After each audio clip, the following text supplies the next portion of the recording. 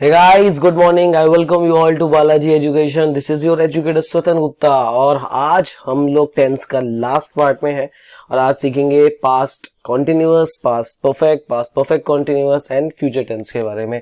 फिलहाल आज बहुत ज्यादा डिस्कशन नहीं होगा, कुछ लॉजिक्स होंगे उनको जस्ट देखेंगे।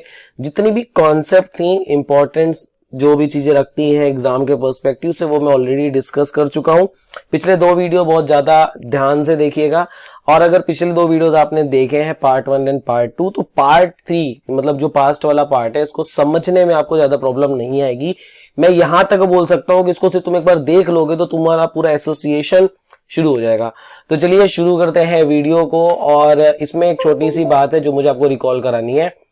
तो हमने पास्ट इंडेफिनिट में एंड किया था, तो थोड़ा सा ऐड कर लेना इस पे कि पास्ट इंडेफिनिट की जब बात आती है तो जिस तरीके से हमने प्रेजेंट इंडेफिनिट में एडवर्ब्स को यूज किया था, उसी तरीके से पास्ट इंडेफिनिट में भी एडवर्ब्स ऑफ टाइम यूज किया जाता है। जैसे अ फ्यू मोमेंट, तो फ्यू मोमेंट में जैसे मिनट्स आ जाएगा, डेज आ गए, weeks, months, ago, a moment ago, last night, evening, week, year, winter, spring, the other day, yesterday, the other morning, ऐसे शब्द होंगे। ठीक है, तो ये याद रखिएगा। वैसे मैं समझा तो चुका हूं बट फिर भी मैंने कहा कि एक स्लाइड ऐड करके आपको बता देता हूं। For example, she came to Delhi 3 years ago। ठीक है, तो वो दिल्ली 3 साल पहले आई थी। आप ऐसे भी कह सकते हो she came to Delhi a few moment ago. ठीक है, she came to Delhi last week, she came to Delhi last evening, she came to Delhi last night. तो आप जिस भी हिसाब से चाहे इसको आप ऐड कर सकते हैं। इस बार पॉइंट क्लियर? ये एक छोटी सी बात थी जो पास्ट इंडेफिनिट से रिलेटेड थी, तो याद रखना है। इसके अलावा ये भी होता है up to now, so far, yet, ये भी आपके एडवर्ब ऑफ टाइम है और ये हमारे पास्ट इंडेफिनिट में यूज होते हैं, इनको याद रखना। वैसे एडवर्ब ऑफ टाइम मैंने आपको काफी डिटेल में ऑलरेडी समझाया हुआ है। अब हम बात करेंगे पास्ट कॉन्टिन्यूअस की। ठीक है, अब पास्ट कॉन्टिन्यूअस बहुत बड़ी चीज नहीं होती है, लेकिन अब ये जान लेते हैं कि इस वीडियो में हम क्या क्या देखेंगे। देखो, एक तो तरीका होता है जहां पे हम लोग वर्ब आईएनजी फॉर्म लगाते हैं और टेंस खत्म कर लेते हैं। ठीक है, दूसरा तरीका होता है मेरे टाइप का, जहां पे हम लोग चीजें सीखते हैं, किस किस कॉन्टेक्स्ट में बातें कही जाती हैं, कैसे कही जाती हैं, इन बातों को हम डिस्कस करते हैं। तो यहां पे हम लोग बात करेंगे सबसे पहले तो पास्ट एक्शन की ही करेंगे, उसके बाद देखेंगे टू एक्शंस इन पास्ट। अगर आपको याद हो तो मैंने आपको प्रेजेंट कॉन्टिन्यूअस में भी ये बात बताई थी, दो एक्शन एक साथ कैसे चलते हैं। इसके बाद एक और होगा आपका इंटरप्टेड एक्शन, और यहीं पे मैं past continuous versus past perfect continuous की बात भी आपको बताऊंगा, तो ध्यान से देखना, कंफ्यूजन पूरी तरीके से खत्म हो जाएगा। अगर आप नोटिस करें तो अब तक मैंने आपको जितनी भी ग्रामर पढ़ाई है, अब 2-3 वीडियो और बचे मुझे वॉइस एंड नरेशन और पढ़ाने हैं, 2 से 3 वीडियो का काम है। तो देखेंगे तो टेंस के ही वीडियो सबसे ज्यादा लंबे हो रहे हैं, रीजन कॉन्सेप्ट्स हैं। तो चलिए शुरू करते हैं पास्ट कॉन्टिन्यूअस की। तो हिंदी में आप सबने पढ़ा होगा, रहा था, रही थी, रहे थे होता है। ठीक है, ये बात सही है, कुछ लेवल तक सही है, लेकिन कहानियां इससे भी ज्यादा है। कॉन्टेक्स्ट की बात होती है, कोई बात किस तरीके से कही जाती है, ये डिसाइड करता है कि हम लोगों को कौन सा टेंस यूज करना है। सबसे पहले तो उसके फॉर्मूला की बात करते हैं। सब्जेक्ट होगा, सब्जेक्ट के बाद वॉज वर होगा। मतलब अगर सब्जेक्ट मेरा सिंगुलर है तो वॉज, और सब्जेक्ट मेरा प्लूरल है तो वर। अगर मैं ही, शी, इट की बात करूंगा तो वॉज ऐड कर देंगे, और वी, दे, यू की बात करेंगे तो वर कर देंगे।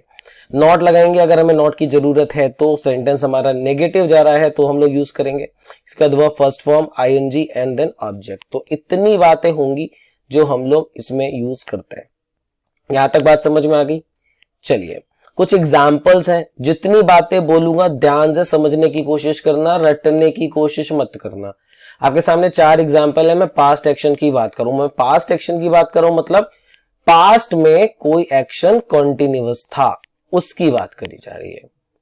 जैसे he was writing a letter yesterday evening, समझने की कोशिश करना।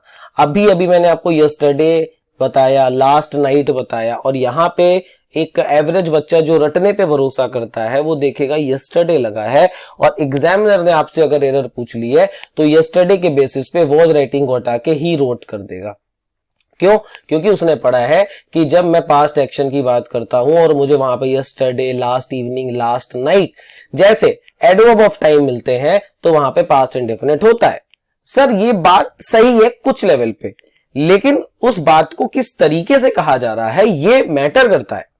तो यहां पे दिमाग लगाने वाली बात आ जाती है। यहां पे समझने की कोशिश करिए, लिखा है लेटर यस्टरडे इवनिंग, मतलब कल शाम के। अब कल शाम के मैं काम कर रहा था, भाई जब मैं काम कर रहा था तो कॉन्टिन्यूअस स्टेट में था ना, और जब वो काम कॉन्टिन्यूअस स्टेट में था तो मैं वॉच के साथ वर्ब आईएनजी फॉर्म लगाऊंगा कि नहीं लगाऊंगा, कि मैं सब्जेक्ट में सीधे वर्ब सेकंड फॉर्म लगा दूंगा। सच एज मैं कहता हूं he wrote a letter yesterday evening, तो सर ये तो पास्ट हैबिट की बात आ गई, और ये जो यस्टरडे इवनिंग है, कल शाम के मैं पत्र लिखता था, तो सर ये हैबिट से कॉन्ट्राडिक्ट नहीं कर रहा कि मतलब एक तरफ आप हैबिट की बात करो, हैबिट तो मतलब ऐसी चीज हो गई जो रोज होती है ना, ऑल्टरनेट डेज पे होती है या रेगुलर इंटरवल पे होती है, लेकिन यहां पे हैबिट सही नहीं बैठेगी, तो आपको कॉन्टिन्यूअस एक्शन ही दिखाना पड़ेगा। डोंट वरी, अभी और एग्जांपल देता हूं, समझ जाओगे। अब देखो यहां पे फिर लिखा है एट 8 AM, बच्चा कंफ्यूज कर जाता है, क्यों? क्योंकि देखेगा अरे ये तो पॉइंट ऑफ टाइम कर दिया, भाई बिल्कुल सही है, लेकिन कहानी को तो समझने की कोशिश करो।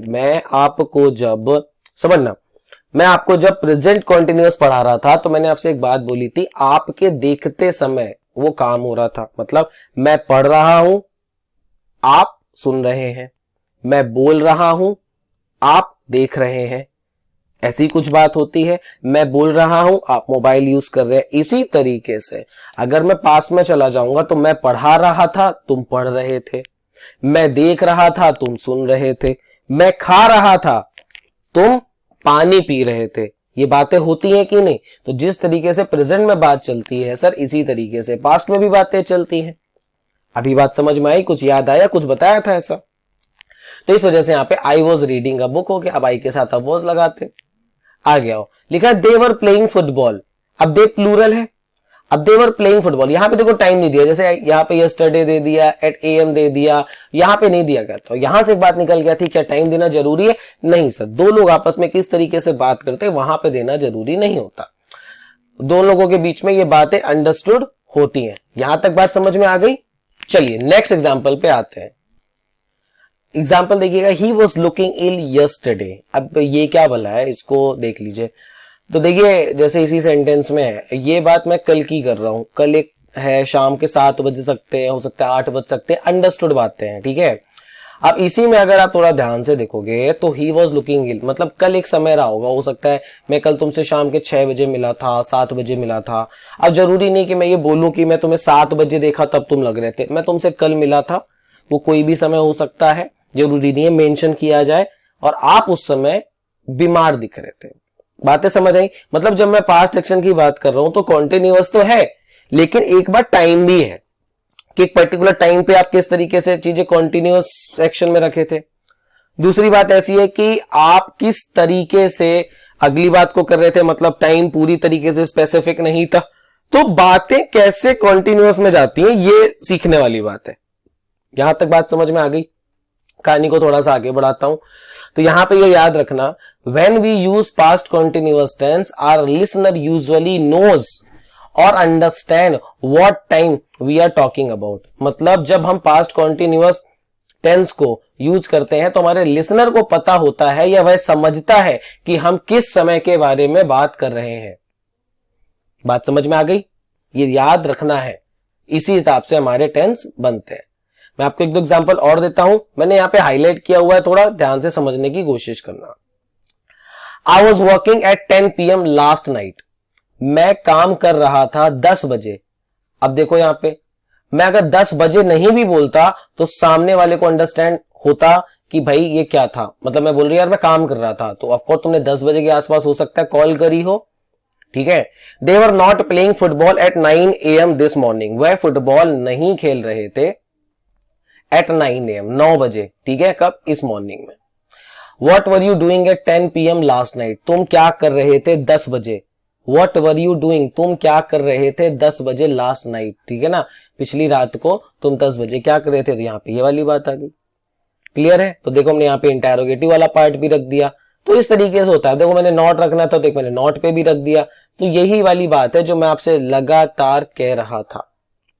इस बार पॉइंट क्लियर? तो भैया इन बातों को याद रखना, ये छोटी छोटी सी बातें होती हैं, कंफ्यूज बहुत ज्यादा कर जाती हैं और हम समझ नहीं पाते कि पास्ट इंडेफिनिट जाएगा कॉन्टिन्यूअस जाएगा। इसी तरीके से टू एक्शन इन पास्ट, तो देखो ये बात भी मैंने आपको समझाई थी। टू एक्शन इन पास्ट आपको मैंने जब प्रेजेंट कॉन्टिन्यूअस पढ़ा रहा था तो मैंने बोला था ना, पार्टी वाला एग्जांपल दिया था, पार्टी में खड़े हो, ठीक है। अब जब आप पार्टी में खड़े हो तो क्या कर रहे हो भाई, सीधी सी बात है कि आप खाना खा रहे होगे और वहां से आके पूछता बेटा क्या कर रहे हो, तो अपने मैं बैंकिंग की तैयारी करूं, कुछ ऐसा एग्जांपल दिया था, वही बात यहाँ पे है। तो यहाँ पे दो एक्शन की बात कर रहा है, ये भी पैरेलल चल रहा है। पैरेलल यू नो जैसे लाइन होती है ना, मैं एक साथ ऊपर नीचे चल रही है ऐसा। So while we was dancing, तो याद रखें व्हाइल वगैरह भी इसके साथ यूज होता है, व्हाइल, एट दैट टाइम, ऐसे शब्द आ जाए तो समझ जाना कॉन्टिन्यूअस एक्शन की बात है। सो व्हाइल ही वाज डांसिंग, जब वह डांस कर रहा था, कॉमा ही वाज सिंगिंग, वह गाना भी गा रहा था, ये वाली बात हो गई। तो दो एक्शन एक साथ चल रहे हैं, जब दो एक्शन कॉन्टिन्यूअस हो तो हम कॉमा लगा के ऐसी बात कर सकते हैं। बात समझ आ गई? आप ऐसे ही बोल सकते हो he was singing while he was dancing, no problem. इसी तरीके से व्हाइल मदर वाज बेदिंग, मतलब जब मम्मी नहा रही थी, सिस्टर वाज सिंगिंग, तो बहन गा रही थी। दोनों ही एक्शन क्या है, पैरेलल है। यहां तक बात समझ में आ गई, क्या है, पैरेलल है। तो भैया इन बातों को याद रखना। इसी तरीके से एक दो एग्जांपल और है, इनको देखना, यहां पे कंफ्यूज मत कर जाना, इसलिए मैं रख रहा हूं। यहां पे past indefinite and past continuous की बात है। देखिएगा, When I arrived, my wife was washing her cloth, मतलब एक ऐसा पॉइंट, ऐसी चीज हो सकती है ना, समझ, यही कंडीशनल पार्ट है। यहां पे ऐसी बात समझो, when I arrived, जब मैं आया, when I arrived, my wife was washing her clothes, ठीक है। तो जब मैं आया तो मेरी पत्नी कपड़े धो रही थी। तो भाई जब तुम आए, क्या वो कॉन्टिन्यूअस में हो सकता है? सोचो, जब तुम आए क्या तुम वो कॉन्टिन्यूअस में हो सकता है? तो आपको आंसर मिलेगा नहीं। वो एक पॉइंट ऑफ टाइम होगा, एक फिक्स होगा। 7 बजे तो मतलब 7 बजे आ गए ना, 8 बजे मतलब 8 बजे आ गए। ऐसा तो नहीं होगा कि तुम 10 बजे आओगे, तुम 11 बजे आओगे, ठीक है। So when I arrived my wife was washing her cloth, तो मेरी पत्नी कपड़े धो रही थी। व्हेन आई सॉ हर, जब मैंने उसे देखा, शी वाज डांसिंग, वह डांस कर रही थी, ठीक है। व्हेन आई सॉ हर, जब मैंने उसे देखा, शी वाज डांसिंग, क्या कर रही थी वह डांस कर रही थी। तो देखने वाली बात। अब सोचो तुम इस सेंटेंस को ऐसे बोलते हो, व्हेन आई वाज सीइंग हर, अजीब नहीं लगेगा, है ना भाई? तुमने देखना तो देख रहे थे, थोड़ा अटपटा लगता है। तो यहां पे एक छोटी सी बात बताता हूं, नोट करके लिख लो। जब भी आपको व्हेन मिले, क्या मिले, व्हेन मिले, तो व्हेन के साथ आप पास्ट इंडेफिनिट यूज करते हैं। मैं दोबारा बोल रहा हूं, लिख लो। जब भी आपको व्हेन मिले, आप उसके साथ पास्ट इंडेफिनिट यूज करते हैं। Is my point clear? याद रखना, कभी भी उसके साथ कॉन्टिन्यूअस वगैरह मत रखना। व्हेन आपको पॉइंट ऑफ टाइम दिखाने का काम करता है। ये छोटी सी बातें हैं। इसके बाद हम बात करेंगे इंटरप्टेड एक्शन। इंटरप्टेड क्या होता है? इंटरप्टेड मतलब होता है दखल अंदाजी, दखल देना। मतलब आप एक काम कर रहे थे, दूसरे काम ने उसमें दखल अंदाजी दे दी। आप खेल रहे थे, बच्चा आ गया। आप पढ़ा रहे थे, हल्ला होने लगा। तो ये आपके इंटरप्टेड एक्शन होते हैं। जैसे I had a terrifying dream, मैंने एक टेरिफाइंग ड्रीम देखा, मतलब डरावना सपना देखा। व्हेन द अलार्म क्लॉक, ठीक है, जब अलार्म बजा, वेंट ऑफ, ठीक है, बंद हो गया, एट 6 o'clock दिस मॉर्निंग, ठीक है। आगे आते हैं, While we played tennis, it started to rain. समझने की कोशिश करना। और तीसरा सेंटेंस है I listened to my music so I didn't hear the phone ring. अब ये इंटरप्टेड एक्शन को समझने की कोशिश करो। एक्शन देखो फिर देखना। लिखा है I had a terrifying dream when the alarm went off at 6 o'clock this morning. एक सेंटेंस है। While we played tennis, अभी मैंने while के साथ आपको कोई यूज बताया था, कुछ याद हो तो मैंने बोला था कॉन्टिन्यूअस आता है। और I listened to my music, मैं गाना सुना था, सो मतलब थोड़ा अटपटा नहीं होता, so I didn't hear the phone ring. अब इसके सही आंसर क्या हो सकता है, देखिएगा। I was having a terrifying dream, मतलब मैं एक डरावना सपना देख रहा था। When the alarm clock, जब अलार्म की घंटी बंद हुई, at 6 o'clock this morning, 6 बजे। While we were playing, मैंने बताया ना while के साथ क्या लगता है, आपको पता है ing form. It started to rain, यहां बारिश होने लगी। I was listening to my music, मैं म्यूजिक सुन रहा था, so I didn't hear the phone ring, तो मैंने नहीं सुना फोन को बजते हुए। अब देखिए ये इस तरीके से बातें चलती हैं, ये आपके इंटरप्टेड एक्शन होते हैं। गलतियां मत करना। क्वेश्चन मैंने ऊपर वाली स्लाइड में रखे हैं और आंसर नीचे वाली स्लाइड में। आपको एक्शन समझना, मतलब मैं सपना देख रहा था, ठीक है, हम खेल रहे थे, बारिश हो गई, मैं गाने सुन रहा था, फोन बज गया। तो ये क्या है, मतलब एक एक्शन कॉन्टिन्यूअस था, दूसरे ने आकर के इंटरप्ट कर दिया। भाई तुम किसी को देख रहे थे, तुम्हें कोई थप्पड़ मारा, तो कॉन्टिन्यूअस में थोड़ा हो सकता है, वो एक पॉइंट ऑफ टाइम पे होगा। यहां तक बात समझ में आ गई? पक्का? कोई डाउट है? चलो मैं थोड़ी सी बात और समझा देता हूं, थोड़ा सा दिक्कत नहीं आएगी। पास्ट इंडेफिनिट से लोग कंफ्यूज भी कर जाते हैं, सामने रखना है इसलिए बस रख रहा हूं, ज्यादा कुछ बड़ी चीज नहीं है। तो देखो past indefinite, present perfect and past perfect, तो मतलब ये क्या है, मोर पास्ट है। इनका एक एग्जांपल दे देता हूं सो दैट आप कंफ्यूज ना हो। जैसे एक ही नाम से मैंने 3 सेंटेंस लिखे हैं। Kapil wrote a letter, Kapil ने एक लेटर लिखा। Kapil has written a letter, Kapil एक लेटर लिख चुका है। And Kapil had written a letter, Kapil एक लेटर लिख चुका था। मुझे एक बात बताओ, क्या तीनों सेंटेंस में कोई सेंटेंस गलत है? दिमाग लगाओ और सोचो, क्या तीनों सेंटेंस में कोई सेंटेंस गलत है? तो सर आपको आंसर मिलेगा नहीं गलत है। मैं क्यों नहीं गलत है मैं आपको समझाता हूं। जब आप बोलते हो Kapil wrote a letter, Kapil ने एक लेटर लिखा, कपिल ने एक लेटर लिखा, ठीक है, समझने की और जानने की कोशिश करिए। Kapil wrote a letter, sir एक पॉइंट ऑफ टाइम की बात होगी, है ना, या फिर आपका कोई काम होगा जो आपको काम दिया गया होगा, तो आप क्या लगाओगे? सीधी सी बात है कि आप पास्ट इंडेफिनिट लगाओगे। Kapil has written a letter, अब यहां पे समझो, मैंने आपको बताया था Shashi Tharoor has written 20 letters, मतलब लेटर लिखने को कपिल को दिया गया था, कपिल ने अभी अभी लिख दिया, और इसकी वैल्यू आपकी प्रेजेंट में है, इसके लिए यूज करते हैं। And Kapil had written a letter, अब समझिएगा, पास्ट में काम स्टार्ट हुआ और पास्ट में ही एक काम खत्म हो गया। जब भाई काम पास्ट में स्टार्ट हुआ और काम पास्ट में ही खत्म हो गया, तो क्या करोगे? पास्ट का पास्ट हुआ, तो मतलब कपिल लेटर लिख चुका था। आप किसी टाइम की बात करते हैं, तो भाई तीनों के तीनों सेंटेंस इसलिए सही है। एक जगह पॉइंट ऑफ टाइम दिया, जब पॉइंट ऑफ टाइम देने की बात करता है तो सीधी सी बात है कि हम क्या करते हैं, हम ऐसे ही काम करते हैं, ठीक है। हम उसको पास्ट इंडेफिनिट में लेके जाते हैं। प्रेजेंट परफेक्ट में आपको पता है कि प्रेजेंट से उसे वैल्यू देनी पड़ती, बहुत डिटेल में भी समझाया था। पास्ट में सीधी सी बात है, काम पास्ट में स्टार्ट हुआ और पास्ट में ही खत्म हो गया। इसका पॉइंट क्लियर? पक्का? यहां तक किसी को कोई डाउट है? चलिए एक छोटा सा सेंटेंस और है, इसको भी देखते हैं। लिखा है no independent use of past perfect. ये क्या है? Kapil had written a letter before he went to his office. अब यहां पे समझने की कोशिश करो, व्हेन बोला, बिफोर बोला, और ये सारे वर्ड्स मैं बता चुका हूं, पास्ट इंडेफिनिट चलते हैं, तो आगे तो पास्ट इंडेफिनिट हो गया। Kapil had written a letter, Kapil एक लेटर लिख चुका था। He went to his office, अपने स्कूल, अपने ऑफिस जाने से पहले। तो 2 एक्शन हुए, मतलब यहां पे समझो 2 एक्शन है और पास्ट का पास्ट है। मतलब जैसे ट्रेन आने से पहले मैं स्टेशन पहुंच चुका था, तो पहले काम क्या हुआ? आपका स्टेशन पहुंचना। डॉक्टर के आने से पहले पेशेंट मर चुका था, तो कौन मरा? पेशेंट मरा। तो जो काम पास्ट के भी पास्ट में हुआ, देखो डॉक्टर भी पास्ट में आया, पेशेंट भी पास्ट में मरा, आप भी स्टेशन पास्ट में पहुंचे, ट्रेन भी पास्ट में आई, लेकिन पास्ट के पास्ट में मतलब पहले क्या हुआ? तो देखा, पहले आप पहुंचे, पहले पेशेंट मरा, तो ये वाला जो पार्ट होता है ये आपका पास्ट परफेक्ट में जाता है। अब इन्हीं बातों को मैं एक एक करके आपको डिस्कस करता हूं। बहुत सारी बातें मैंने आपको बता दी, इंटरप्टेड एक्शन क्या होता है, पैरेलल एक्शन क्या होता है, टाइम के साथ इसे कैसे पहचानते हैं। अब हम आगे आते हैं, पास्ट परफेक्ट की बात करते हैं। पास्ट परफेक्ट क्या है? कोई बड़ी चीज नहीं है, आसान है। इसको ऐसे समझ लो तुम कि the past perfect is formed using had plus past participle. मतलब ऐसे समझ लीजिए कि आपका सब्जेक्ट है, सब्जेक्ट के बाद आप क्या करते हो? आप हैड को यूज करते हो, और हैड के बाद आप वर्ब थर्ड फॉर्म यूज करते हो। तो मतलब हैड क्या है? हेल्पिंग वर्ब है, उसके बाद वर्ब थर्ड फॉर्म यूज होती है, एंड उसके बाद आप ऑब्जेक्ट को यूज कर लेते हैं। इतनी सी बात यहाँ पे होती है। तो the past perfect is formed using had plus past participle and question are indicated by inverting the subject and head. मतलब वहां पे सब्जेक्ट और हेड होता है। अगर आपको नेगेटिव बनाना है तो आप यहाँ पे नॉट लगाते हैं। यहां तक बात समझ में आ गई? ये याद रखिएगा।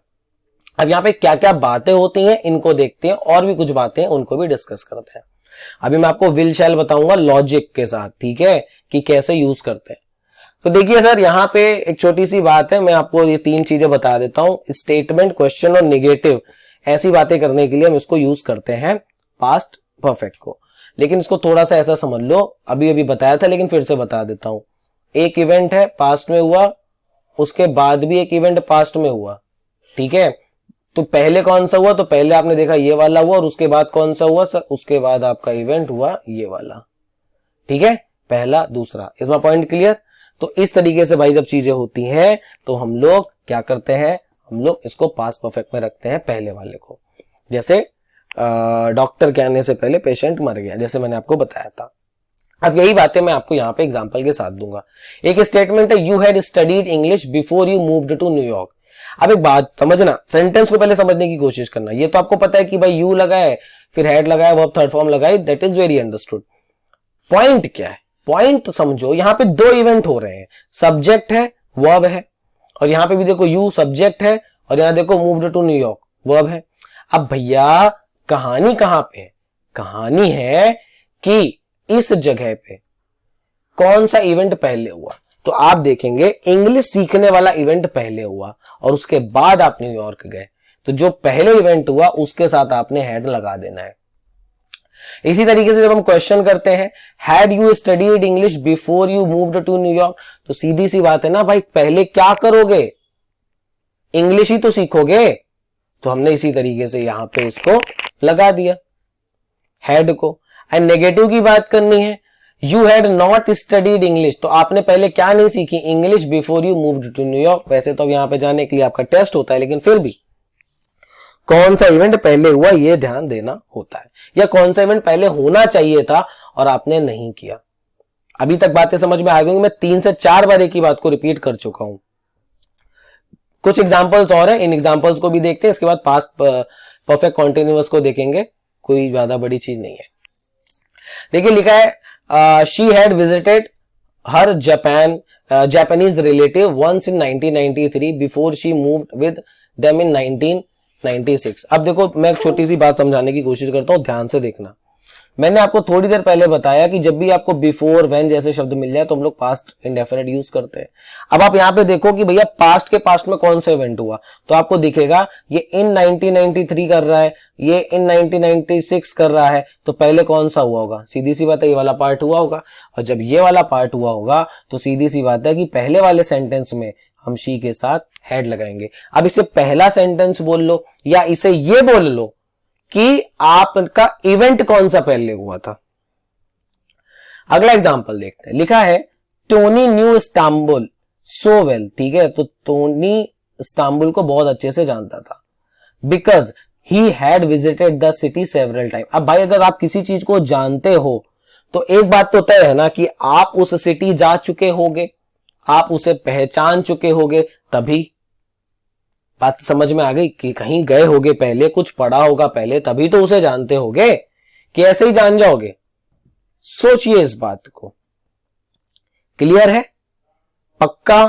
कोई डाउट किसी को भी हो तो बता देना, ठीक है। चलिए आगे लिखा है, had Susan ever studied Thai, क्या सुजैन ने कभी थाई सीखी है या पढ़ी है, before she moved to Thailand, Thailand में जाने से पहले। यहां तक बात समझ में आ गई। तो क्या सुजैन ने कभी स्टडी करी है थाई की, कहां जाने से पहले, सीधी सी बात है थाईलैंड जाने से पहले। तो इवेंट क्या हुआ, पहला वाला इवेंट हुआ आपका थाई सीखने का, और उसके बाद जाने का, जो मैंने आपको इंग्लिश के साथ बताया था। तो इसी के साथ आपका मैंने कर दिया पास्ट परफेक्ट पूरा। और अब हम सीखेंगे पास्ट परफेक्ट कॉन्टिन्यूअस। ये क्या बोला है इसको देखते हैं। सबसे पहले तो इसके लॉजिक को समझ लेते हैं। वैसे तो मैंने आपको प्रेजेंट परफेक्ट में बताया ही था ये बातें, फिर भी एक बार रिकॉल करा देता हूं। तो देखिए पास्ट परफेक्ट कॉन्टिन्यूअस, सबसे पहले तो उसके फॉर्मूला को देख लो। सब्जेक्ट होगा, सब्जेक्ट के बाद आप हैड लगाएंगे, डजंट मैटर सब्जेक्ट सिंगुलर है या प्लूरल, आप यूज को हैड ही करना है। उसके बाद आप बीन यूज करते हैं, आपको पता है कि हैड के बाद परफेक्ट में हम लोग वर्ब थर्ड फॉर्म यूज करते हैं, बीन आपकी थर्ड फॉर्म होती है। अब क्योंकि एक्शन मुझे कॉन्टिन्यूअस दिखाना है इसलिए मैं आईएनजी लगाऊंगा। इस बात को मैं आपको perfect continuous, present perfect continuous में बहुत अच्छे से समझा चुका था। आपको ये भी बताया था कि ये जो बीन होता है ये आपका पार्टिकल कहलाता है, पिछले वीडियोस को देखना। एंड उसके बाद हम लोग ऑब्जेक्ट लगाते हैं। अब हम इसको यूज कहां करते हैं, बिल्कुल वही वाली बात है भाई कि इवेंट है आपके पास्ट के एक पर्टिकुलर टाइम से स्टार्ट हुआ, ठीक है। मान लो 7 बजे यहाँ पे है, यहाँ पे 8 बजे है, और एक इवेंट ये है, ये जो आपका 9 बजा है, तो ये आप इसे प्रेजेंट मान लो, ठीक है। ये जो बॉक्स दिख रहा है इसको प्रेजेंट मान लो। तो काम 7 बजे स्टार्ट हुआ, कॉन्टिन्यूअस होकर के 8 बजे खत्म हो गया, और उसका थोड़ा कॉन्टिन्यूएशन मतलब रहा है, कुछ समय तक रहा है, प्रेजेंट में नहीं है लेकिन पास्ट में ही कंटिन्यूएशन रहा है, उसके लिए हम इसको यूज करते हैं। तो यहां पे क्या है, unlike the present perfect continuous which indicate an action that began in the past and continued up to present. ठीक है ना, तो मतलब उसका थोड़ा अपोजिट है कि भाई पास्ट में स्टार्ट हुआ, प्रेजेंट में कंटिन्यू है। तो ऑफकोर्स यहाँ पे पास्ट लगा है तो कंटिन्यू प्रेजेंट में तो नहीं होगा। मैं एग्जांपल देता हूं, एग्जांपल के साथ साथ 2-4 इवेंट बताऊंगा, आपके दिमाग में छप जाएगा कैसे इसको यूज किया जाता है। पहला एग्जांपल है, we had been enjoying the programme thoroughly for 6 hour. अब सोचो 6 आवर बोला है, अब इस घड़ी को देखो, ये घड़ी है, ठीक है, और यहां पे आपके 9 बजे, ठीक है, 9 बजे पार्टी स्टार्ट हुई, पार्टी कब तक चली, 3 बजे तक चली। तो मतलब यहां पे बताने की कोशिश क्या है, छुपा हुआ मीनिंग क्या है, छुपा हुआ मीनिंग ये है कि भैया 9 बजे पार्टी स्टार्ट हुई थी और 3 बजे रात तक हमने बहुत ज्यादा एंजॉय किया। तो एक पूरी की पूरी ड्यूरेशन बनी कि नहीं बनी। और मैंने आपको सिंस एंड फॉर के यूजेस बहुत अच्छे से बताए थे, जाके देख लो, मैं रिपीट नहीं करूंगा, ठीक है। तो फॉर का क्या फायदा, भाई देखो ऑनलाइन एजुकेशन का तो फायदा है ना, एक बार जो चीज होगी उसे दोबारा दिखाने की क्या जरूरत है, आप पिछले वीडियोस को जाके देख लो, और ये वीडियोस तो मैंने काफी लेंदी भी इसीलिए बनाए। तो फॉर हो गया, ठीक है। So we had been enjoying the programme thoroughly for 6 hours. Is my point clear? यहां तक बात समझ में आ गई? पक्का क्लियर है? चलिए, इसी तरीके से I had been shopping with my elder brother in the fair since morning. मतलब आप वही बात समझ लो कि अभी यही घड़ी पे 9 बजे, तुम सवेरे 9 बजे आए थे और अभी शाम के 6 बज रहे हैं, ठीक है। तुम 9 बजे आए थे, शाम के 6 बज रहे हैं। तो भैया यहां पे कहानी क्या हुई, यहां पे कहानी हुई कि 9 बजे से 6 बजे तक अभी भी मेरी मतलब शॉपिंग हुई है। तो पूरा का पूरा एक पास्ट का एक टाइम से स्टार्ट हुआ और वो कंटिन्यू रहा एक समय तक। इसके लिए हम इसको यूज करते हैं। अगर मान लो तुम कहते हो नहीं सर, मैं बोलूंगा I was shopping with my brother, तो सर आप टाइम नहीं दे सकते। आप शॉपिंग कर रहे थे तो आप लगा दो eight that time, that day. But आप ऐसे बोल रहे हो मैं 6 घंटे से कर रहा था, मैं मॉर्निंग से कर रहा था, तो आपको वहां पे कॉन्टिन्यूअस, परफेक्ट कॉन्टिन्यूअस पे बात रखनी पड़ेगी, ठीक है। अगर आपको नहीं रखना है तो फिर आप वहां पे टाइम नहीं देंगे, इस तरीके से आप एट दैट टाइम वगैरह यूज करेंगे, जो हम पहले बात कर चुके हैं। So I had been shopping with my elder brother in the fair since morning हो गया। इसी तरीके से point of time, period of time क्या है इसे देखते हैं। ऑलरेडी समझाया हुआ है, सिंस के साथ point of time and for के साथ पीरियड ऑफ टाइम। ये कोई बड़ी चीज है नहीं, ऑलरेडी डिस्कस्ड है, सिर्फ मुझे दिखानी थी। मैंने आपसे पहले बोला था प्रेजेंट समझ में आ गया तो फिर कोई दिक्कत नहीं है। लिखा Sukhwinder had been lying there for an hour. तो सुखविंदर पड़ा हुआ है, ठीक है, 1 घंटे से। आपने क्या लगाया, फॉर। और आपको मैंने बताया था कि जब भी ये नंबर की बात करी जाए तो आप फॉर यूज करते हैं। आगे देखिए लिखा he had been working since morning, वह काम कर रहा है। तो मैंने आपको बताया था point of time, since and for के यूज में मैंने आपको बताया था कैसे part of the day, part of the year, कोई इंपॉर्टेंट डेट हो, इंपॉर्टेंट डे हो तो हम उसके साथ सिंस को यूज करते हैं। तो पॉइंट ऑफ टाइम और पीरियड ऑफ टाइम हो गया। यहां तक बात समझ में आ गई? पक्का? आगे आ जाओ। अब यहां पे आपका इंटेरोगेटिव पार्ट। अब इंटेरोगेटिव पार्ट भी कोई बड़ी चीज नहीं होती है, इसको भी ध्यान से देखोगे तो क्लियर हो जाएगा। Had we been going to school since 15 September 2005, समझने की कोशिश करिएगा। सिंस लगा है, सिंस लगा है, कोई स्पेसिफिक डेट की बात कर रहा होगा। 15 सितंबर एक स्पेसिफिक डेट है, तो सीधी सी बात है वो कॉन्टिन्यूअस भी होगा। और जब कॉन्टिन्यूअस होगा मतलब मैं कॉन्टिन्यूअस दिखाना चाहता हूं, ठीक है। सो हैड वी बीन, क्या हम जा रहे थे, मतलब समझो इसको थोड़ा सा और समझ लो, अच्छे से समझा देता हूं। 15 सितंबर 2005 से लेट से 15 सितंबर 2006 तक की बात है, ठीक है। मतलब यहां पे 2005 था और फिर मैंने आगे की कहानी को जो रखा वो मैंने कर दिया आपका 2006। यहां तक बात समझ आई? पूरी की पूरी ड्यूरेशन 1 साल की हो गई यहां पे। तो अब 1 साल तक एक काम कंटिन्यू रहा ना, एक स्पेसिफिक डेट से अगली स्पेसिफिक डेट तक। बात समझ आई? 1 साल तक काम कंटिन्यू रहा एक स्पेसिफिक डेट से अगली स्पेसिफिक डेट तक, तो सर ये काम कहलाएगा क्या? ये कहलाएगा आपका क्या? ये वाला कॉन्टिन्यूअस में, ठीक है। कौन सा? Perfect continuous. आगे देखिए लिखा है had she been waiting for her husband for 6 year, क्या वह काम कर रही थी, सॉरी इंतजार कर रही थी अपने हस्बैंड का 6 ईयर से। अब इसको तुम ऐसे थोड़ा पॉइंट ऑफ टाइम के नजरिए से देखने की कोशिश करो तो 2005 से 2011 तक कर रही थी। तो इस सेंस में जब हम बात करते हैं तो हम लोग कॉन्टिन्यूअस में लेके चले जाते हैं। तो यही बातें हैं। जैसे कि यहाँ पे देखो कुछ वर्ड्स हैं, इन वर्ड्स को ध्यान देना, ये पास्ट परफेक्ट कॉन्टिन्यूअस में आते हैं, such as when, for, since, before are words that you may see use alongside the past perfect continuous. ठीक है, यहां तक बात समझ में आ गई। एक दो एग्जांपल और ले लेता हूं, पूरी तरीके से बात क्लियर हो जाएगी, फिर फ्यूचर इंडेफिनिट की बात करनी है। ये रहा आपके सामने, Meera had been walking 3 miles a day before she broke her leg। ठीक है, सो मीरा चल रही थी 3 मील एक दिन में, बिफोर शी, मैंने बिफोर के साथ आपको बताया था, क्या बताया था कि इसके साथ पास्ट इंडेफिनिट आता है, वहां पे वही बात थी ना, कंडीशनल पार्ट बताने की कोशिश कर रहा था।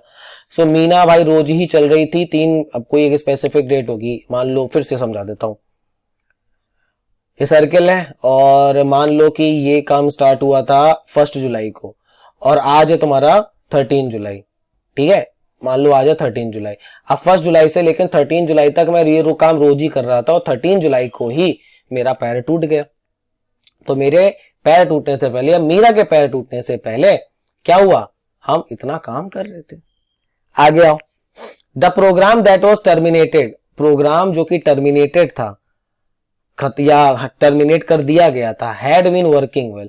तो अब ये वाला पूरा का पूरा पार्ट एक क्लॉज का काम कर रहा है, अच्छा सा काम, तो वह काम अच्छे से कर रहा था सिंस 2000 से लेकर वह काम अभी तक कर रहा था। तो कौन सा काम, जिस काम को टर्मिनेट कर दिया गया वो काम।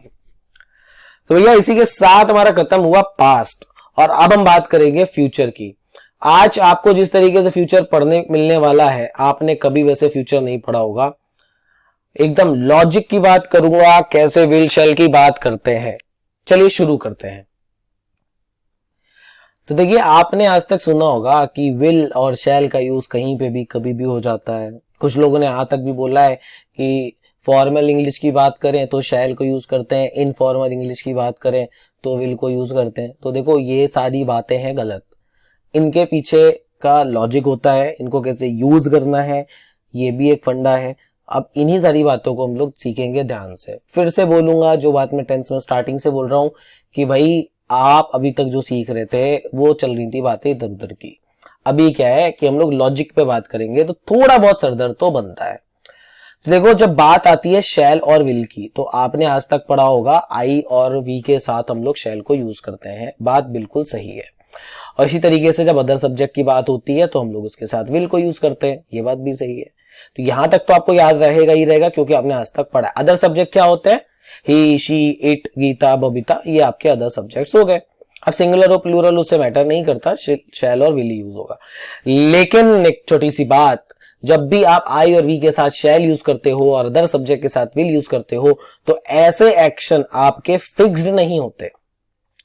मतलब आप इसको ऐसे समझो, मैं बोल रहा हूं मैं तुम्हारी मदद करूंगा, तो आप बोलोगे आई शैल हेल्प यू, तो मतलब इसका ये हुआ कि मैं कोशिश करूंगा। भाई मैं मदद कर पाया तो ठीक, नहीं कर पाया तो ऐसा कुछ नहीं है कि तुम कहने लगो तुमने मेरी मदद नहीं करी। ठीक है, या फिर अगर कोई बोलता है गीता विल कम हियर, तो भाई गीता आ पाई तो आई, नहीं आ पाई तो कोई जरूरी नहीं है। तो ये याद रखिएगा, नॉट फिक्स्ड की बात आती है, ध्यान रखना। शैल के साथ आई भी यूज होता है, विल के साथ आप क्या यूज करते हो, ही, शी, इट, गीता, बबीता। ठीक है, तो इनके साथ आप यूज करेंगे जब, तो आपका जो एक्शन होगा वो नॉट फिक्स्ड होगा। ये बात को याद रखना, ठीक है, पक्का। चलो इनको हम एक एक करके डिस्कस करते हैं, कहां कहां यूज करते हैं इनकी बात करते हैं। तो देखो, जब आपका इंटेंशन और ओपिनियन हो, ठीक है, तो आप इसे यूज करोगे। दूसरा, आपको जब अपने फ्यूचर एक्शन दिखाने हो तो आप इसको यूज करते हो। जब आपको अपने कोई प्रेडिक्शन करना हो तब आप विल और शैल को यूज करते हो, या फिर आपको एक रिक्वेस्ट करनी हो तो यूज करते हो। इसके बाद एक कहानी और होगी जहां पे हम लोग फिक्स्ड एक्शन की बात करेंगे।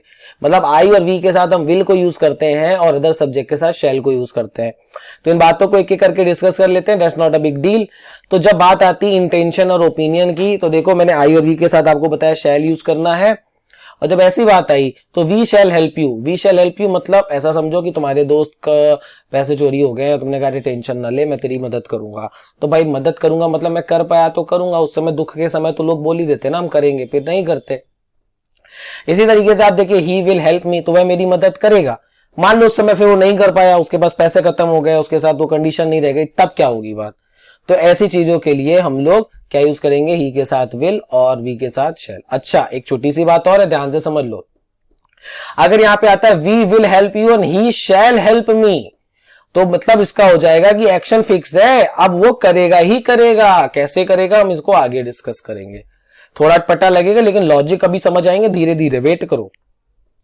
इसी तरीके से जब मुझे फ्यूचर एक्शन दिखाना हो, देखो वैसे तो एक बात बताऊं, फ्यूचर नाम की कोई चीज नहीं होती है, वो हम अपने हिसाब से बोलते हैं यार वह आएगा, नहीं आया तो समझे ना, वह आता है सीधी सी बात है, आईबेट दिखा रहा है, वह जा रहा है कॉन्टिन्यूअस एक्शन दिखा रहा है, वह आएगा, कैसे कह सकते हो वो आएगा, जरूरी नहीं है ना। तो हम इनको बस इसलिए इतना सोचना पड़ता है इसमें कि वो चीज होगी कि नहीं होगी, वो सर्टेन है या नहीं है, वो फिक्स है या नहीं है। जैसे my friend will come here tomorrow, मेरा दोस्त कल आएगा, फ्यूचर एक्शन है, बिल्कुल सही बात है, लेकिन सर फिक्स नहीं है, हो सकता है एक्सीडेंट हो जाए, ट्रेन छूट जाए, बस छूट जाए, कार पंक्चर हो जाए, बाइक पंक्चर हो जाए, चोरी हो जाए, ठीक है। तो ये हाँ, लेकिन अगर मैं इसके साथ शैल यूज करूं तो फिर भाई आएगा ही आएगा, चाहे जो हो जाए। The train will be late today because of the bad weather, एक बात बताओ, बैड वेदर है, खराब मौसम है, जरूरी है क्या ट्रेन लेट हो गई ही हो। मैंने ऐसा कई बार ट्रेवल किया है राजधानी में, शताब्दी में, कि वेदर खराब है बट वो टाइम पे पहुंच गई। यू कैन नॉट से, ये प्रेडिक्शन है आपके, फ्यूचर इवेंट है, फिक्स नहीं है कि ऐसा होगा ही होगा, बार बार देखोगे क्लियर होगा। अब इसी तरीके से थोड़ा प्रेडिक्शन को और मैं एक्सप्लेन कर देता हूं, जैसे लिखा है the world population we grow a lot, समझना, a lot in the next 50 years. अब मान लो नहीं बढ़ी बहुत तेजी से, तो अलॉट का मतलब क्या हुआ, बहुत ज्यादा, यही मतलब हुआ ना। The world population will grow a lot मतलब बहुत ज्यादा बढ़ेगी इन 50 सालों में, प्रेडिक्शन है कि श्योरिटी है, बताओ। प्रेडिक्शन होते हैं ये, तुम पास हो जाओगे, प्रेडिक्शन है ये। I think I will stay in this company until I retire, मान लो तुम्हें कोई 50 लाख का ऑफर कर दिया, यहां तुम 2 लाख रुपए कमाते हो, तो फर्क आ जाएगा सर, और जब फर्क आ जाएगा तो आप जा भी सकते हैं, तो आपका अगेन प्रेडिक्शन हो गया, है ना। शी डजंट थिंक, उसे नहीं लगता, she will pass the exam, again आपका प्रेडिक्शन, और पास हो गई। तो बहुत बार होता है, हम पढ़ते लिखते नहीं है लेकिन हम पास हो जाते हैं। तो भैया इन बातों को ध्यान देना, नॉट फिक्स्ड एक्शन कैसे होते हैं। और इसी तरीके से request, will you bring some more water please, और नहीं लाया तो ठीक है, मतलब तुम जा रहे हो तो तुम लेकर के आ जाना, ऐसी वाली बात है। अगर आप एक रिक्वेस्ट कर रहे हो, है ना, या will you bring some water, will you bring a coffee, will you come to a point, come to the appointment with me, क्या आप आएंगे अपॉइंटमेंट के लिए, तो क्या ये एक रिक्वेस्ट है। और रिक्वेस्ट आप जब भी करते हैं तो आप इंटेरोगेटिव वाले पार्ट में करते हैं। तो मैं उम्मीद करता हूं नॉट फिक्स्ड एक्शन आपको समझ में आ गया होगा। अब यहीं से मैं फिक्स्ड एक्शन की बात करता हूं, तो जब फिक्स्ड एक्शन की बात होती है तो देखिए विल और आई के साथ, अब देखो यहां से तुम्हारा डाउट क्लियर हो जाएगा, थोड़ा इंतजार करो। विल और विल का जब यूज करता है तो हम आई और वी के साथ करते हैं, तो ये आपका हो जाएगा फिक्स्ड। जब हम शैल की बात करते हैं तो अदर सब्जेक्ट की बात हो जाती है, ठीक है। अदर सब्जेक्ट के साथ हम शैल, अदर सब्जेक्ट क्या, ही, शी, इट, दे। अब तुम्हें ये चीज अटपटी लगेगी, बट अब जो मैं तुम्हें एग्जाम्पल दूंगा ना वो तुम्हें जिंदगी भर याद रहेंगे। अब फिक्स एग्जाम्पल या मैं बात करूं फिक्स्ड इवेंट की क्या होती है, such as promise, determination, threat, official instruction. जब इन बातों को किया जाता है, मतलब जैसे मान लो मैंने कहा कि मैं आऊंगा 4 बजे, आपने प्रॉमिस किया है, और मैं आ जाऊंगा 4 बजे, ये प्रॉमिस नहीं है। दोनों ही बातों में तो हो सकता है ना, मैं 4 बजे आऊंगा, नहीं आए तो, और एक है कि नहीं, बात सामने, भाई प्रॉमिस कर रहा हूं आऊंगा। डिटर्मिनेशन, मैं एग्जाम में पास हो जाऊंगा, बहुत मेहनत करी है आपने, आपको किया जाता है कि तुम्हें सजा होगी, थ्रेट है। एग्जाम्पल देखते हैं, I will shell help you, समझो अगर मैं यूज कर रहा हूं आई विल हेल्प यू, मतलब क्या है, मैं तुम्हारी मदद करूंगा ही करूंगा। ऐसा समझ लो तुम हो, तुम्हारा भाई है, अब तुम्हारा भाई बोलेगा आई विल हेल्प यू, तो इसका मतलब तो भाई वो करेगा ही ना। बट वहीं तुम्हारा एक मोहल्ले वाला बोलता है चिंता मत कर पुत्र, दिक्कत होगी मुझे बुलाना, मैं तेरी मदद करूंगा, और नहीं करते, पड़ोसी रिश्तेदार नहीं करते, फिर टेंशन आ गई। बात समझ में आ गई, क्लियर हुई बात, ठीक है। The authority shell will punish you. अब एक बात सोचो, कभी आप कोर्ट का जजमेंट देखो, कभी आप अपने प्रिंसिपल का जजमेंट देखना, या उसने जो एप्लीकेशन में लिखा होता है आप देखेंगे उसके साथ शैल यूज करता है, विल यूज नहीं करता। क्यों? क्योंकि सर वो एक थ्रेट है, अथॉरिटी क्या है, थ्रेट है, वहां पे हम लोग शैल यूज करते हैं। कभी उठा के देख लेना, कोई एप्लीकेशन होगी या कोई नोटिस बोर्ड होगा तो वहां पे आपको शैल लिखा मिलेगा। कभी कोई कोर्ट कोई जजमेंट देता है तो आपको शैल लिखा मिलेगा, विल नहीं लिखा मिलेगा। खैर चलो, तुम्हें ये याद नहीं आता, तुम्हें एक छोटा सा याद दिलाता हूं। एग्जाम दिया है आज तक? एडमिट कार्ड मिला है? जब एडमिट कार्ड देखते हो तो वहां लिखा होता है किसी भी बच्चे को मोबाइल नहीं लाना है या इलेक्ट्रॉनिक गैजेट नहीं लाना, और आप नोटिस करिएगा, no candidate shall bring her mobile. वहां पे आपको कभी भी विल नहीं मिलेगा। क्यों? क्योंकि सर फिक्स इवेंट है, वहां पे आप आ नहीं सकते, वहां पे ऑफिशियल इंस्ट्रक्शन मिले हुए हैं कि ऐसा ही होगा।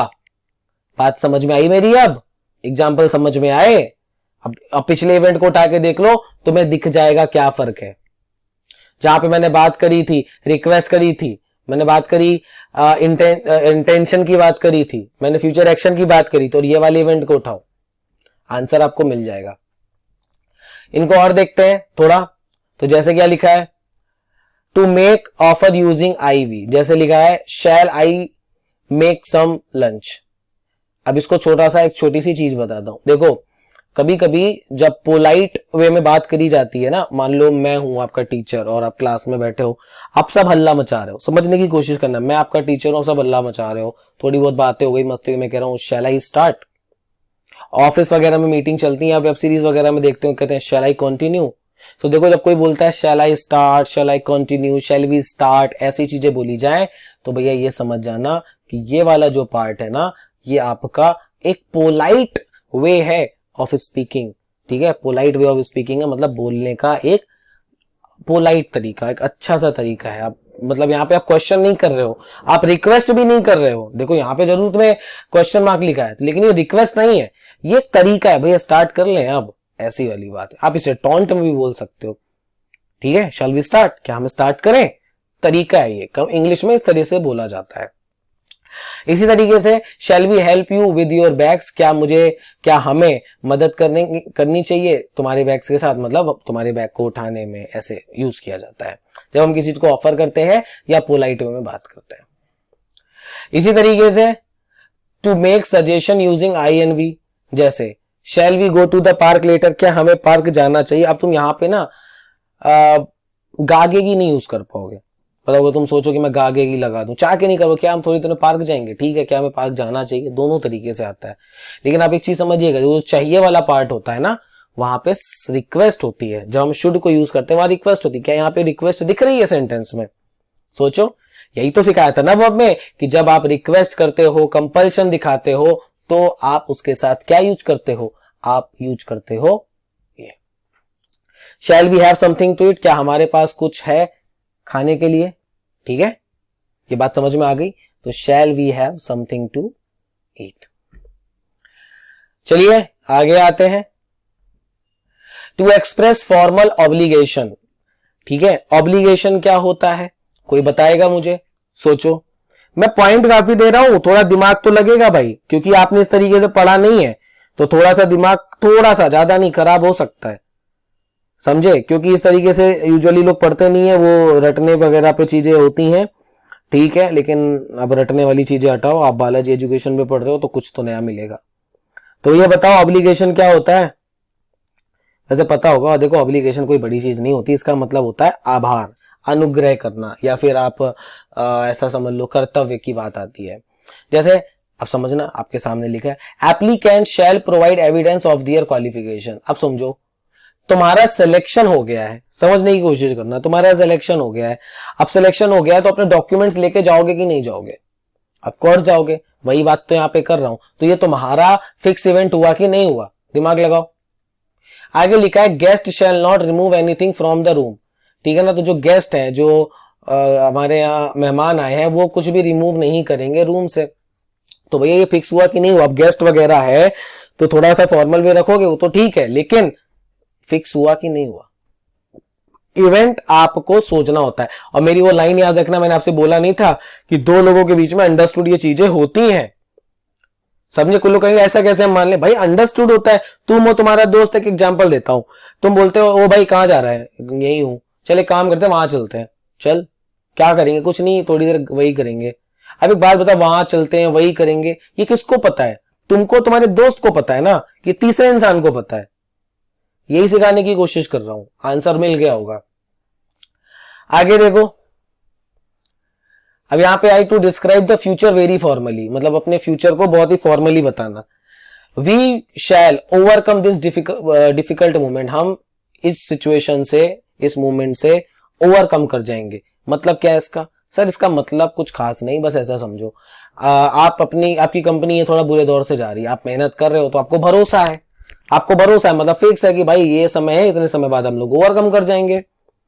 आगे देखो, the test shall be carried out by an independent body, तो जो टेस्ट है वो कैरीड आउट किया जाएगा कब? एक इंडिपेंडेंट बॉडी के द्वारा। Is a point clear? Confirm? कोई क्वेश्चन यहां तक? चलिए अब यहीं पे हम बात करेंगे फ्यूचर कॉन्टिन्यूअस टेंस की। फ्यूचर कॉन्टिन्यूअस टेंस क्या होता है? कुछ नहीं, सब्जेक्ट के साथ शैल और विल कैसे यूज होता है वो मैंने आपको बता ही दिया है, तो अब इसको आगे एक्सप्लेन करने की, लेने की कोई जरूरत है नहीं। उसके बाद हम बी यूज करते हैं। एक चीज याद रखिएगा, ये जो बी है इसको पार्टिकल बोलते हैं। ये बी फॉर्म बताई थी ना, बी की थर्ड फॉर्म बीन होती है और ये बी फर्स्ट फॉर्म है, तो इसके साथ इसको क्या बोलते हैं? इसको पार्टिकल, और इसका हिंदी मतलब होता है होना। अब क्योंकि एक्शन हमें कॉन्टिन्यूअस दिखाना है, हम इसलिए इसके साथ आईएनजी यूज करते हैं, फिर हमारा ऑब्जेक्ट हो जाता है। एग्जाम्पल है एक दो, उसको देख लेते हैं। आपसे 5 मिनट की चीजें हैं, जो समझाना था मैंने समझा दिया, जहां दिमाग लगना था वो बता दिया। एग्जाम्पल है आपका he will be writing a letter, ठीक है? तो सीधी सी बात है भाई, वह लेटर लिख रहा होगा। फ्यूचर पे एक फिक्स एक्शन पे शायद बात कर रहे होगे, वो नॉट फिक्स भी हो सकता है। सोचो, मैं बोल रहा हूं he will be writing a letter, मैंने आपको क्या बताया कि जब भी आप अदर सब्जेक्ट के साथ विल यूज करते हो तो नॉट फिक्स होता है, तो इवेंट नॉट फिक्स है, मतलब यहाँ पे मैं प्रेडिक्शन की बात कर रहा हूं भाई, हो सकता है वो लेटर लिख रहा हूं, है ना? अगर मैं बोलता हूं he shall be writing a letter, तो ऑफकोर्स उसका काम है और वो फिक्स होगा। यही तो विल और शैल बताया ना। तो यहाँ पे विल का मतलब क्या हुआ कि मैं प्रेडिक्शन कर रहा हूं, और शैल का मतलब श्योर है। अब अगर मुझे इसी का नेगेटिव पार्ट बनाना है तो मैं कैसे बनाऊंगा? नॉट अ बिग डील, आप ही के साथ विल शैल जो भी आप लगाना चाहते हैं आप लगाइए, उसके बाद आप नॉट लगा दीजिए। नॉट के बाद आप बी लगाएंगे, ठीक है? क्या लगाएंगे? नॉट के बाद आप बी को यूज करेंगे, फिर उसके बाद राइटिंग अ लेटर। याद रखना, ये जो बी है ये आपका नॉट के बाद आता है, या बी आपका मेन वर्ब के साथ आता है। क्यों आता है? इसके पीछे का लॉजिक ये होता है कि बी का मतलब है होना, और होगा क्या? होगा सर मेन इवेंट। बात समझ में आई? क्या होगा? मेन इवेंट होगा, उसके लिए हम इसको यूज करते हैं। एक दो एग्जांपल्स और देखेंगे। लिखा है will he be writing a letter. अब यहां पे देखो, समझ लो, ध्यान से देखने की कोशिश करो, क्या लिखा है भैया? विल के साथ ही लगाया, सीधी सी बात है कि नॉट फिक्स एक्शन की बात कर रहा हूं, और देखो बी के साथ राइटिंग। अब मुझे लगाना will he not be, negative लगाऊंगा तो नॉट लगा दूंगा, हो गया। You will be waiting for her when her plane arrives tonight, तुम उसके लिए इंतजार कर रहे होगे, तो टाइम आपके लिए अंडरस्टूड है कि नहीं? एंड इसी तरीके से आगे देखो, विल यू बी वेटिंग, क्या आप इंतजार कर रहे होंगे? विल यू बी वेटिंग, क्या आप इंतजार कर रहे होंगे? For her when her planes arrives. अब देखिए एक छोटी सी बात समझिएगा, मैंने आपको बताया ना जब व्हेन की बात आती है तो हम लोग इंडेफिनिट में चले जाते हैं। मैंने आपको पास्ट इवेंट के लिए बताया पास्ट इंडेफिनिट, और प्रेजेंट के लिए हम प्रेजेंट इंडेफिनिट, ठीक है? तो यहाँ पे एक बार आपका विल यूज हुआ, और देखिए आगे जब हमने व्हेन को यूज किया या वे कंडीशनल पार्ट बना दिया, तो हम उसके साथ कभी भी फ्यूचर लेके नहीं जाएंगे, इंडेफिनिट में लेके जाएंगे। ये आपका कंडीशनल पार्ट बनता है। आगे आते हैं फ्यूचर परफेक्ट की बात करते हैं, हिंदी में जिसे कहते हैं चुका होगा, चुकी होगी, चुके होंगे। लेकिन बात वही है भाई, ये जो चुका होगा, चुकी होगी, चुके होंगे, ये हिंदी में कहने में अच्छा लगता है, लेकिन जहां बात सही से सीखने की आती है यह चीजें कंफ्यूज करती हैं।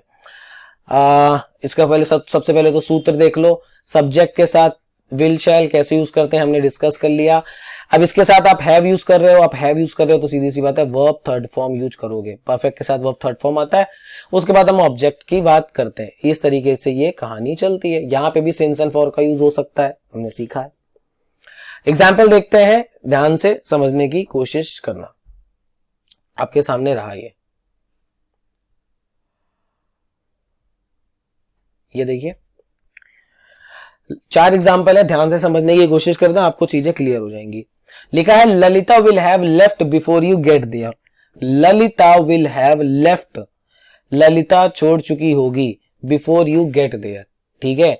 तब समझो जा चुकी होगी, अब बिफोर के साथ मैंने आपको क्या बताया, बिफोर व्हेन के साथ हम प्रेजेंट इंडेफिनिट लेके चलते हैं, स्टार्टिंग से बात सीखते हुए चले आ रहे हैं, लॉजिक भी मैं डिस्कस कर चुका हूं। अब मतलब ये ललिता जा चुकी होगी। आगे देखिए, we will not have take eaten. अब समझना वही वाला पार्ट, वी के साथ विल लगाया मतलब एक्शन फिक्स होगा, यही तो सिखाया ना तुमको। बताओ, फिक्स इवेंट के साथ विल बताया। नॉट हैव ईटन, नॉट के साथ आपने हैव लगाया और हैव के साथ आपने वर्ब थर्ड फॉर्म लगा दी, क्यों? क्योंकि परफेक्ट है, उसके साथ आपने लगाया। तो याद रखिएगा जो नॉट का यूज होता है वो हेल्पिंग वर्ब के बाद होता है। क्या नहीं खाया? ब्रेकफास्ट हम नहीं खा चुके होंगे before we get the airport tomorrow morning, जब हम एयरपोर्ट जाने से पहले। आगे देखिए, Amit won't have arrived by then. Amit तब तक नहीं आ चुका होगा। बाय देन का मतलब होता है तब तक। वॉन्ट हैव, विल नॉट को वॉन्ट बोलते हैं। अब ये बताओ, अदर सब्जेक्ट के साथ आप विल यूज करते हो तो फिक्स होता है कि नहीं होता? तो आपको आंसर मिलेगा नहीं होता है। होता है? नहीं होता है। तो यही वाली बात यहां पे हो गई, वॉन्ट हैव। ठीक है, अब इसी तरीके से देखिए, दे वॉन्ट हैव, दे के साथ विल लगाया, विल नॉट, तो मतलब नॉट फिक्स हो गया, प्रेडिक्शन हो गई। Finish the car tomorrow, sorry इसको कार की जगह तुम कर लो फूड कर लो, ठीक है, चलेगा। या फिनिश द रेस कर सकते हो, ठीक है, या जर्नी कर सकते हो। अब जर्नी कर लो, कार नहीं करो, it's wrong. So they want have finish the journey tomorrow, ठीक है। तो ये वाला हमने इसके साथ यूज कर लिया। तो इस तरीके से हमने फ्यूचर परफेक्ट की बात कर ली, ज्यादा कुछ था नहीं सीखने के लिए, यहाँ पे जितना था इंपॉर्टेंट देख लिया। अब बात करेंगे फ्यूचर परफेक्ट कॉन्टिन्यूअस की, ये लास्ट है, इसके बाद हमारा टेंस खत्म और हमारी इंग्लिश ग्रामर भी खत्म। तो फ्यूचर परफेक्ट कॉन्टिन्यूअस क्या है? सब्जेक्ट के साथ विल शैल, विल शैल कैसे यूज करना है देख लिया। उसके बाद हम हैव यूज करते हैं। अब हैव के बाद हमको बीन लगाना है, वो थर्ड फॉर्म में होती है, तो बीन हो गया। अब देखो, पहले बी लग रहा था आपका कॉन्टिन्यूअस में, लेकिन जब परफेक्ट कॉन्टिन्यूअस हुआ तो हैव के साथ वो थर्ड फॉर्म। और एक छोटी सी चीज है जो मैंने यहाँ पे नहीं लिखी है, आप यहाँ पे समझ जाओ कि जब मैंने यहाँ पे बीन की बात कर ली है तो भैया यहाँ पे हम क्या यूज करेंगे? सीधी सी बात है कि हम लोग यहाँ पे ING यूज करेंगे, ठीक है, वर्ब ING फॉर्म यहाँ पे आ जाएगी। इसका पॉइंट क्लियर? ये छोटी सी बात है, इसको यहाँ पे याद रखना। तो ये इसका फॉर्मूला हो गया, हम इसको कई बार डिस्कस कर चुके हैं। एग्जांपल्स देख लेते हैं। यहाँ पे बात क्या है ना, इवेंट यहाँ पे आपको टाइम दिया जाएगा। अब कैसे दिया जाएगा? एग्जांपल्स के साथ देखिए। लिखा है इन नवंबर, नवंबर में, समझना, नवंबर मतलब अब ये पास्ट का भी हो सकता है, ये फ्यूचर का भी हो सकता है। सो इन नवंबर आई विल, अब विल लग गया तो फ्यूचर की ही बात होगी। तो in November I will have been, मैं काम कर रहा हूंगा at my company for 3 years। So I will have been working, मैं काम कर रहा हूंगा या कर चुका रहा हूंगा। हिंदी करोगे बहुत ज्यादा तो नहीं हो पाएगा। Eight my company for 3 years, अब सीधी सी बात समझो, सिंस एंड फॉर की बात हमने करी है, तो 3 years लगाया तो हम फॉर लगाएंगे। मतलब अब इसको ऐसे समझो कि तुमने जनवरी में काम स्टार्ट किया, मैं 3 year की बात कर रहा हूं, 2020 चल रहा है, तो ऐसा मान लो कि तुम 2017 में तुमने अपना काम स्टार्ट किया था, ठीक है। तो नवंबर 2017 में आपने अपनी कंपनी में काम स्टार्ट किया। और अभी क्या चल रहा है सर? अभी चल रहा है आपका जुलाई, समझना, अभी चल रहा है आपका जुलाई, और नवंबर आने में अभी 4 महीने हैं। तो भैया नवंबर 2017 में स्टार्ट किया था, अभी आप काम कर रहे हो, लेकिन अभी जो आगे आने वाला नवंबर है, मतलब 2020 का जो नवंबर है, तब तक जो चीज आनी है उसके हिसाब से बातें बोली जा रही हैं। तो वहां पे हम लोग फ्यूचर परफेक्ट कॉन्टिन्यूअस को यूज करेंगे, समझे ना। तब से लेके तब तक, मतलब ये जो नवंबर 2017 वाला है ना, ये पार्ट तब से चल रहा था और अभी ये चलेगा, मतलब आगे तक चलेगा, और अभी वो पार्ट आया नहीं है, उसके लिए हम लोग यूज करते हैं। आगे देखिए, एट 5 o'clock, 5 बजे, I will have been waiting for 30 minutes।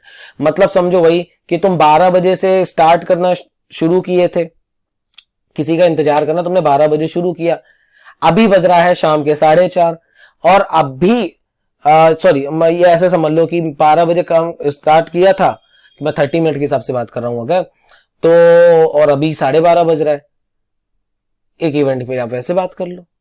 चलो दोबारा समझा देता हूं, इसको ऐसे समझो। At 5 o'clock I will have been waiting for 30 minutes, मतलब 5 बजे, जब 5 बजेंगे तब मैं 30 मिनट से इंतजार कर रहा हूंगा। अब सीधी सी समझो कि मतलब मैं 4:30 बजे से इंतजार कर रहा था, अभी हो सकता है 4:40 हो या 4:45 हो, 4:50 हो, लेकिन अब 5 बजेगा तो 4:30 से 5 के बीच में 30 मिनट ही तो होते हैं ना। तो उस कॉन्टेक्स्ट में हम लोग इसको यूज करते हैं। मतलब आप देख रहे होंगे कि फ्यूचर परफेक्ट कॉन्टिन्यूअस में वो एक टाइम को फिक्स करके दे रहा है, लिख के दे रहा है, तब से ये चीज हो जाएगी। कई बार हो सकता है ना दे, वो आपको अंडरस्टूड करना पड़ेगा, आपको समझना पड़ेगा। जैसे व्हेन आई टर्न 30, जब मैं 30 होगा, देखिए व्हेन लगा है, हम प्रेजेंट इंडेफिनिट पे चलेंगे।